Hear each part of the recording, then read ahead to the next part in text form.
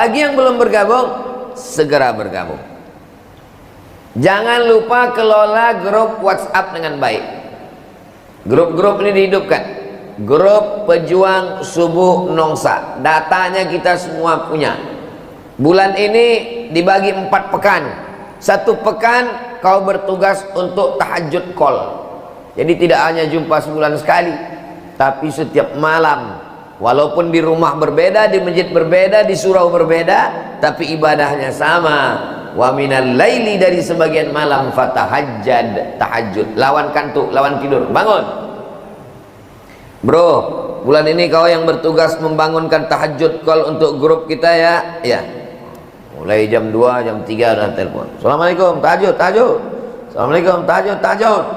Tahajud. Nah, habis itu dia pun tidur.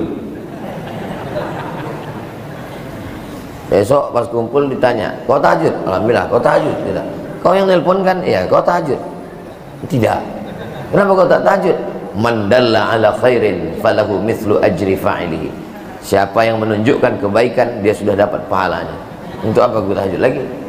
Jangan lupa, jangan hanya hadis itu kau pegang, baca juga ayatnya. Kabura maqtan innallah an taqulu ma la taf'alun. Allah paling murka orang yang menelpon tapi tidak melaksanakan. Jadi seimbang pengetahuan kita. Sama-sama grup pejuang Nongsa.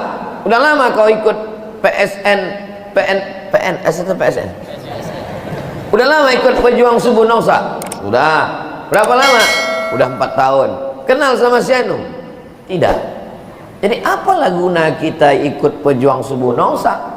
Ikut ngaji, ustadznya sama, masjidnya sama, waktunya sama, waktu subuh, tapi tak kenal. Padahal dalam Islam adalah khalaqnakum min dzakarin wa untha.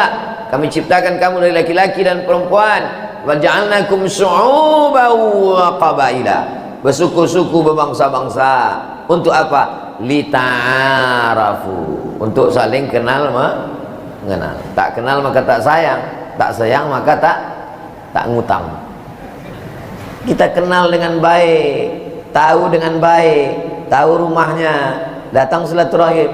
Jangan sampai kita tahu dengan dia ketika meninggal, dibagikan surat Yasin, tengok fotonya. Ini kawan kemarin nih.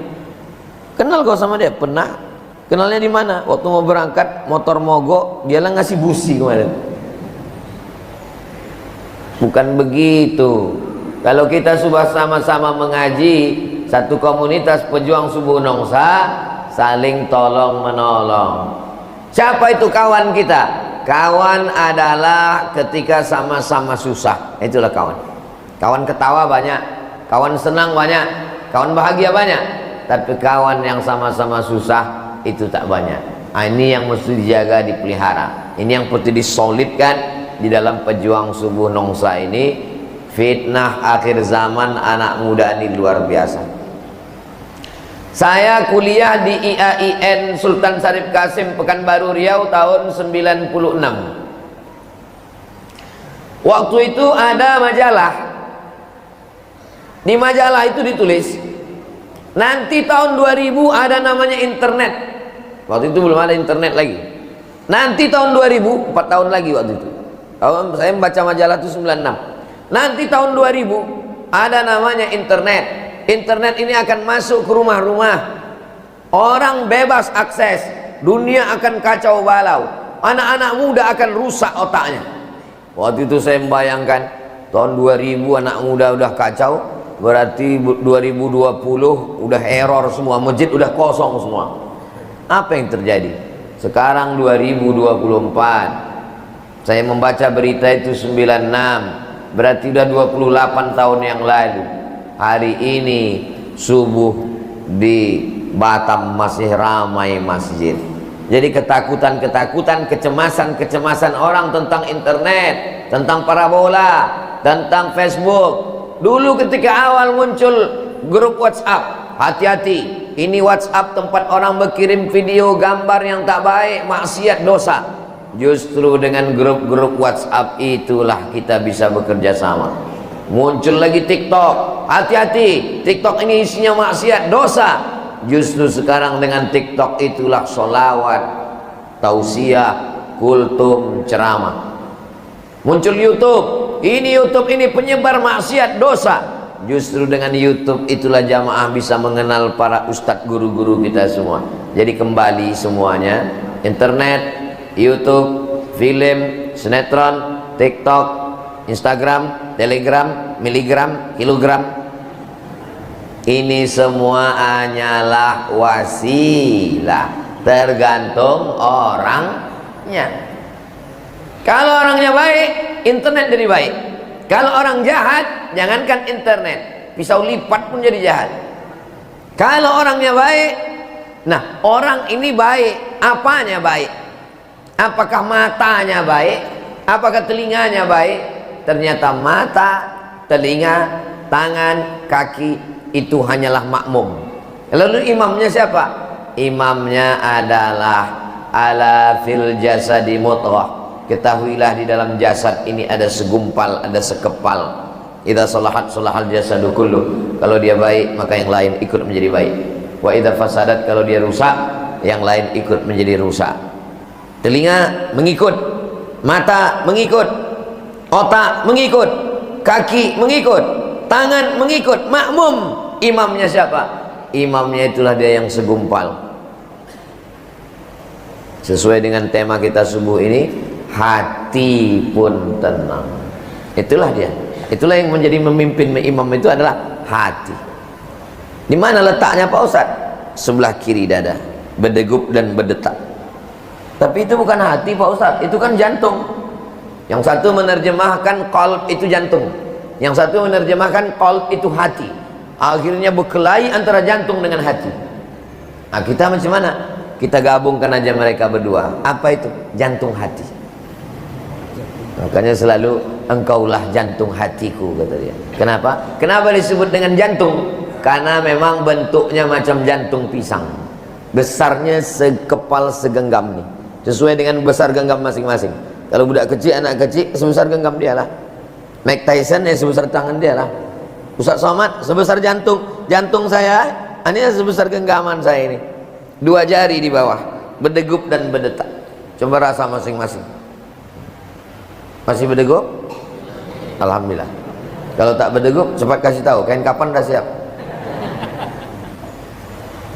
Jadi kalau ada orang mati mendadak, itu kan bapak yang selalu aktif di Pejuang Subuh Nongsa. Iya, dulu sama-sama kami itu dulu. Kami pergi ke masjid sana, ke surau sana dengan Ustaz Marsofwan, dengan Ustaz Abdul Rahman. Ikut dia ini selalu. Iya. Mana dia sekarang?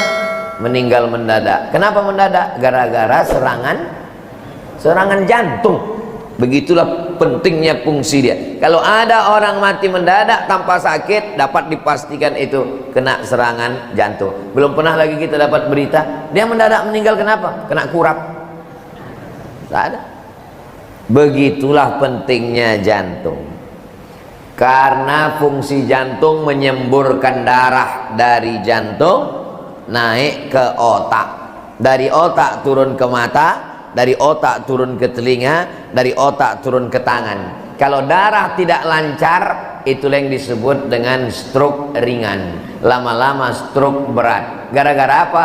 Gara-gara kolesterol. Kolesterolnya di mana? Udang, kepiting, kerang, gonggong. Jadi yang paling sangat bisa kena kolesterol ya orang Batam nih lah, hati-hatilah.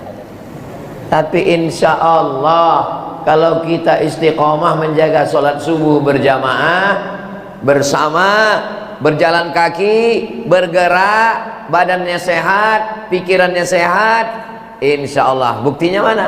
Ini buktinya masjid tetap ramai dan penuh. 2 lantai masjidnya penuh semuanya. Mudah-mudahan beginilah seterusnya insya Allah. Amin ya rabbal alamin. Allah dikenang, hati pun tenang. Ini ayat Al-Quran ini sebetulnya. Mana ayatnya? Ala bizikrillahi tatma'innul qulub. Dengan banyak berzikir mengingat Allah, maka hati menjadi tenang. Semakin besar kota metropolitan, semakin banyak bisnis, biasanya kota-kota itu makin banyak menyediakan tempat-tempat ketenangan. Diskotik, apa yang dicari orang di diskotik itu? Mencari ketenangan.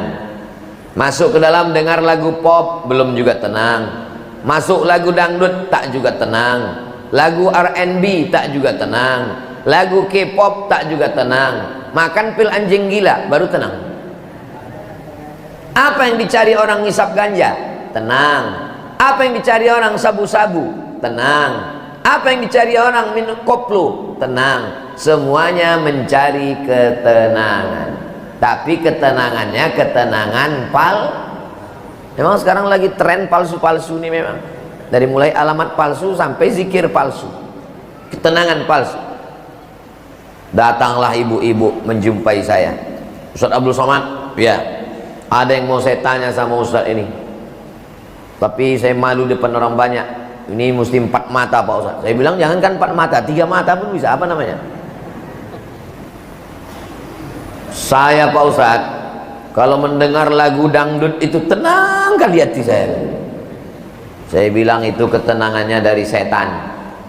Setanlah yang membisikkan tenang, tenang, tenang, supaya ikut kepada dia. Ketenangan yang hakiki yang benar hanyalah dengan zikir. Jiwa manusia ini terbagi 3. Ada dia pemberontak saja, buat maksiat saja, cakapnya ghibah, namimah, adu domba, matanya melihat yang haram, telinga mendengar yang haram, perbuatannya haram, judi, riba, zina, narkoba. Ini namanya nafsul ammaratum bisu. Inna nafsa la ammaratum bisu, selalu mengajak kepada yang jahat, jahat, jahat. Kalau ngomong kita sama dia 5 menit, menit pertama itu aja yang baik, masuk menit 1,5 setan aja isinya. Yang kedua, ini lawan dari ammaratum bisu. Kalau ammaratum bisu di sini, ini yang di sini tenang aja, ngomongnya tenang, cakapnya tenang, hatinya tenang. Inilah yang diundang, dipanggil oleh Allah. Ya ayyatuhan nafsul mutmainnah, irji'i ila rabbiki radiyatan mardiyah, fadkhuli fi ibadi wadkhuli jannati. Lama hidup banyak dirasa, jauh jalan banyak ditengok. Alhamdulillah dalam perjalanan ini kita jumpa sama yang model 2 orang ini. Ada orang modelnya kalau bercakap sama dia bergetar aja jantung hati kita, mau mengamuk aja bawaan kita. Tapi ada orang kita udah mau mengamuk, jumpa sama dia tenang hati kita. Belum lagi bercakap, baru menengok mukanya tenang. Betul-betul Pak Ustadz, betul Pak Ustadz. Ada memang kawan-kawan saya itu, asal saya tengok mukanya naik setan saya. Kenapa? Utangnya tak bayar-bayar Pak Ustadz. Ammaratum bisu, jahat.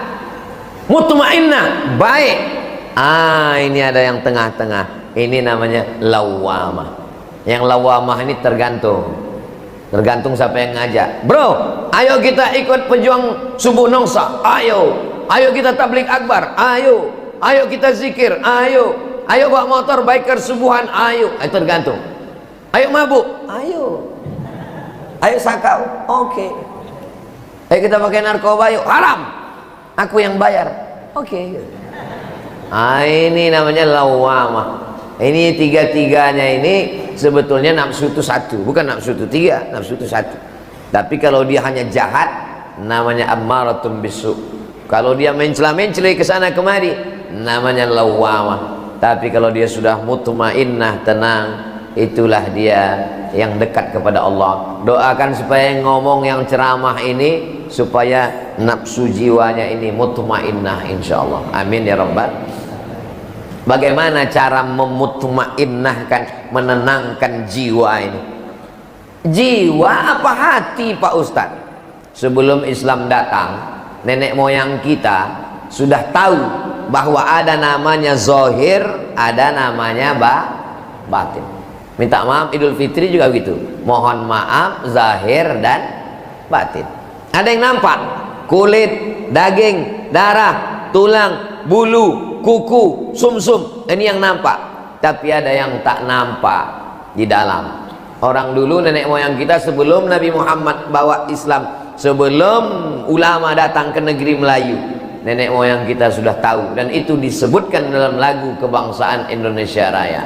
Bangunlah jiwanya, bangunlah badannya untuk Indonesia Raya. Yang dibangun itu badan dulu atau jiwa? Jiwanya dulu. Kenapa jiwanya dulu? Karena badan hanya mengikut saja. Yang utama adalah jiwanya dibangun. Jiwa bukan bahasa Arab. Bahasa Arabnya adalah qalb. Kenapa dia disebut dengan qalb? Karena